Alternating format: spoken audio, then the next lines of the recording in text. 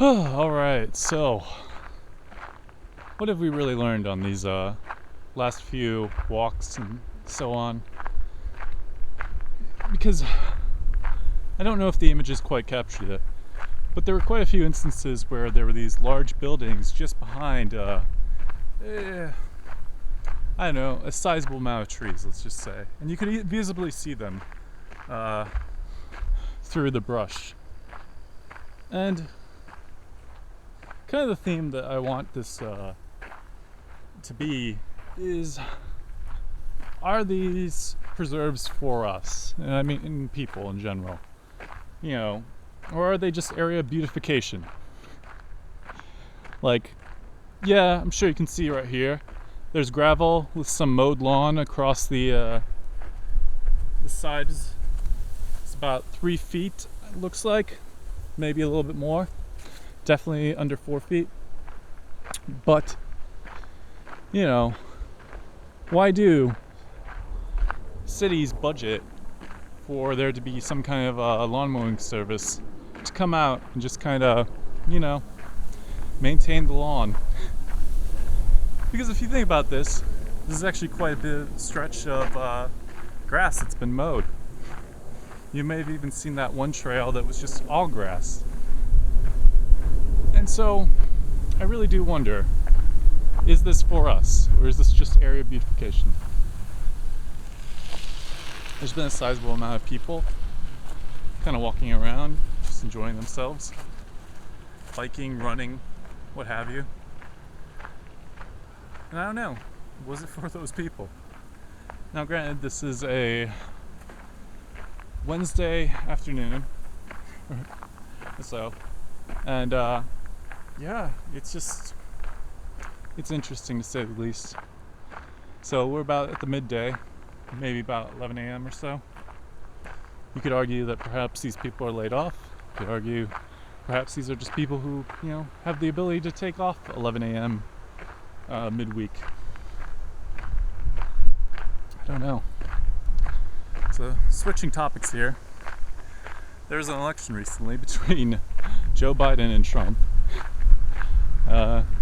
Extremely contentious, with one side making accusations of voter fraud or multiple ballots from single individuals.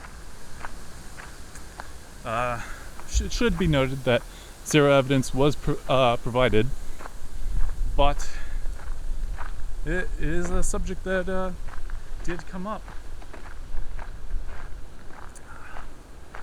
I will say that I am a Biden supporter, but Biden really is more of the direction that I want this country to head in, rather than a candidate that I support. Because, when you're stuck between picking a centrist or a right-winger, and if you want the country to head in a leftist direction, then you're much better off voting for the centrist than for the right-winger, or even not at all. And you can argue, if you don't vote, then that shows that you didn't really have much of a choice. But if you don't vote, then voter suppression worked for the right-winger. They were able to put out enough information to dissuade you from voting for the left candidate, even if they are primarily a centrist. But we shall see what happens, because even though they are heading to the White House, it is unlikely that they'll be able to pass any legislation, at least in terms of the Senate being blockaded, unless, of course, they're able to pick up the 2 Georgia seats in the Senate. But we'll see. Some people are arguing that the Georgia runoff election may just be the first $1 billion Senate race, which would be very interesting. It's plausible, but you never know.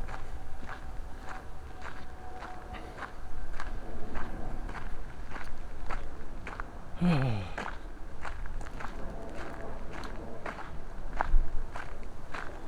course, the other contentious point is that Trump has not made a concession speech yet, so that's somewhat worrying, but you never know. I mean, as one Biden campaign spokesperson said, The United States government is perfectly capable of escorting trespassers off of the White House grounds.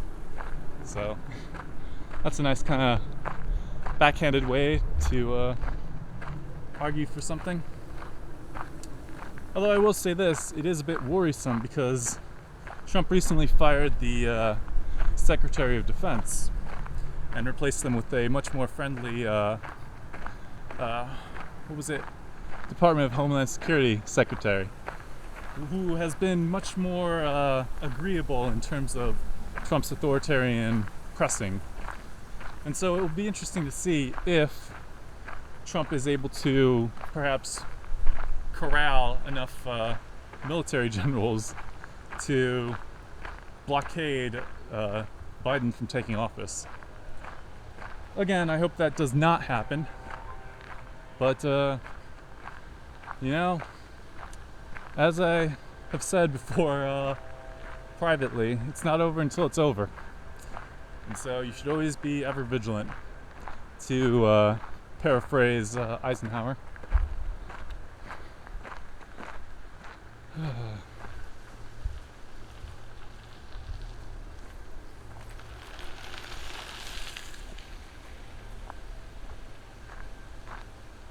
Another notable moment is that we have had a stock market run-up in the recent, let's just say week, because ever since about Wednesday morning, when the blue shift in votes tended to occur in states in terms of ballot counting, stock market had a run-up. Now this may be because the stock market expects the Democrats to push through a piece of legislation providing stimulus care or stimulus money, which will be very interesting to see how they manage that with the Georgia runoff election. Because I would argue it would be in a lot of companies' interest to support the stimulus money or package, because it would just give consumers money and it won't cost corporations anything other than, of course, national debt, which, when you look at national debt, it's primarily held by the wealthy.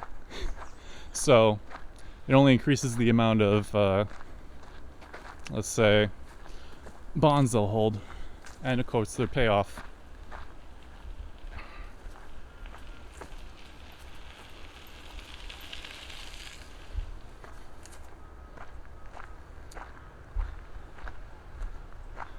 The worrying thing, though, is that when interest rates do start to rise, because it is questionable about whether or not the U.S. government will be able to pay them. And they may be able to, whether by raising tax funds or cutting government programs, which is really the worrisome point. Because as of right now, about 20 to 30 million Americans are receiving government welfare in some form, whether it be food stamps, unemployment insurance, or any other government subsidy program. And so, with that comes the worry that if in about 2 to 5 years the government does start cutting programs, then those people that are currently receiving benefits are the most at risk. And then, of course, there's the question of what do you do other than tell them to get a job? Because it is questionable whether or not the economy will be able to have enough jobs by then. Perhaps, perhaps not. And even if they do, it is questionable about whether or not they will be able to make enough money to support themselves.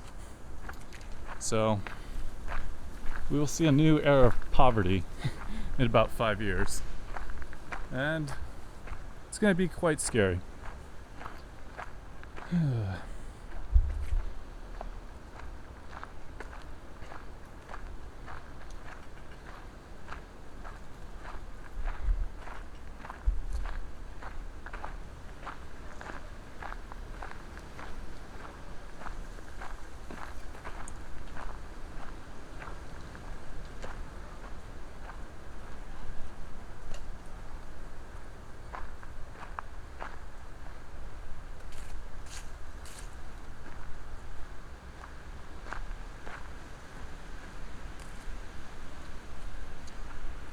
Following on now with COVID-19, ever since Election Day, the U.S. has been reaching about 100,000 new COVID cases a day, along with about 1,000 related deaths. And so it's not because of the election that, those numbers have risen, at least not directly. But it is a worrisome direction because that means that every 10 days now, we have 1 million new cases. And even to reach 1 million cases a week, you only need about 143,000 cases per day. So, obviously it's going to get worse before it gets better. There's estimates about 500,000 deaths by the time of February, which is most likely when the new stimulus package would be able to be passed, or at least take effect. So, by that point, we will have gone a year without stimulus. And yeah, it's a dangerous scenario. We are teetering as a society.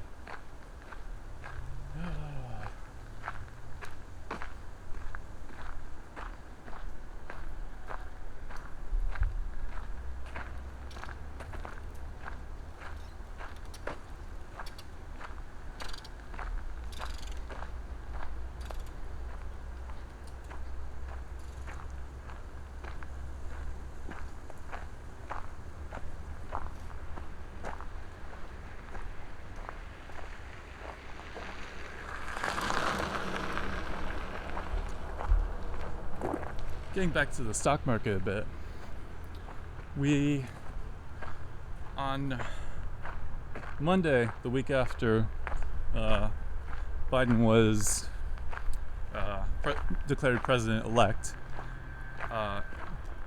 the stock market shot up by about 3%, depending on the indice, but referring to S&P 500, it shot up 3%. But curiously, by the end of the day, the market had dwindled down to 1%. And so it's interesting because there's two elements. One is they think that with President-elect Biden, that would increase the chances of stimulus legislation. And two, Pfizer released information about a vaccine that's declared 90% effective. Now we may see that 90% get dwindled down by the time it actually becomes something that the regular citizen can get their hands on or injected with. There's also the concern of, I believe, as I'm tracking right now, you need 2 doses of it, or 2 injections of it. They're about 21 days apart. So that would be quite interesting to see if people would be able to maintain the 21-day gap, even within, give or take a day or two. You may end up in a scenario where people get the first injection and think they're good. And then you may end up in another scenario where people think that because everyone else took it, therefore they don't need to take it. And so that's kind of a worrisome scenario.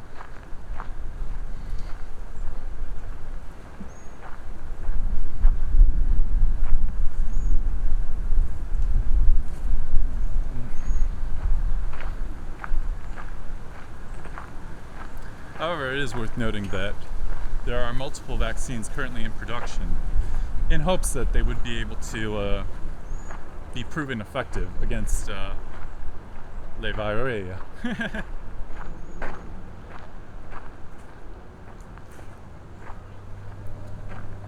So we'll see what happens with that. If it will ever come to market, or if it will just be one of those cases you heard about a couple months ago and then never heard anything else about, such as Russia creating a cure. But then, you haven't heard much else about it other than Russia's case count has been rising as well, rather dramatically.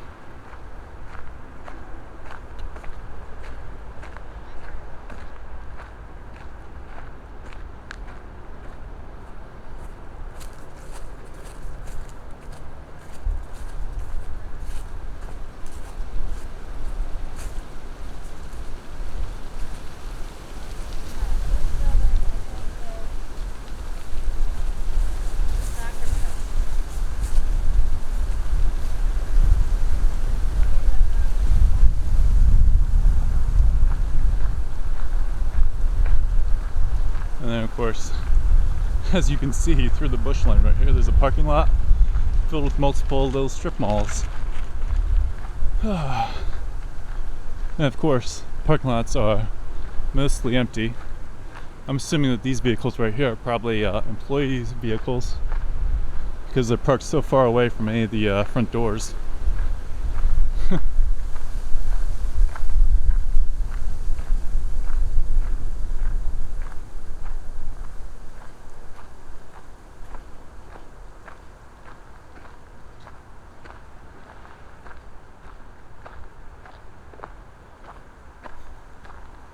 I wonder if those employees were instructed to park over there. More than likely, but I think there's something to be said about the possibility of, having all the cars parked in front, because then you make it look like your business is busy, and I think it kind of invites people to come in. However, there is also the concern that if you have too many vehicles in the front parking lot, you may dissuade customers from coming in because they may think it's so crowded. So it's a double-edged sword at this point, and probably is better to give the impression that no one is there rather than everyone is there.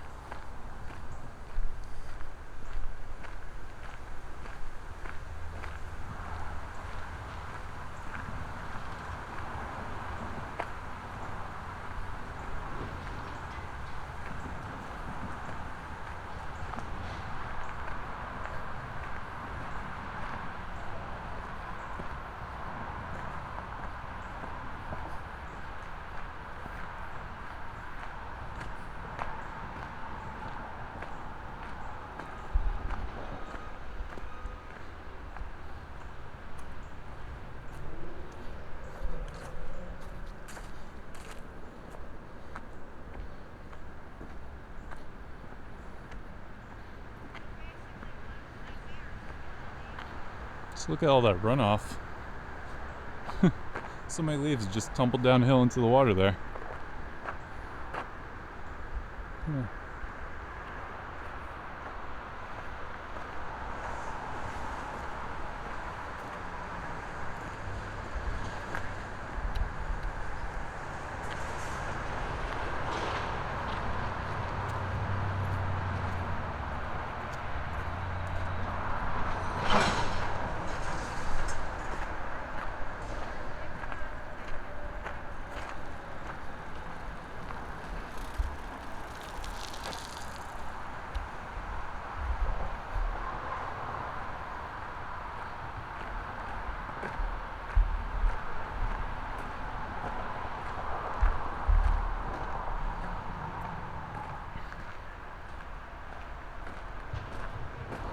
That looks like an interesting trail in the underpass over there.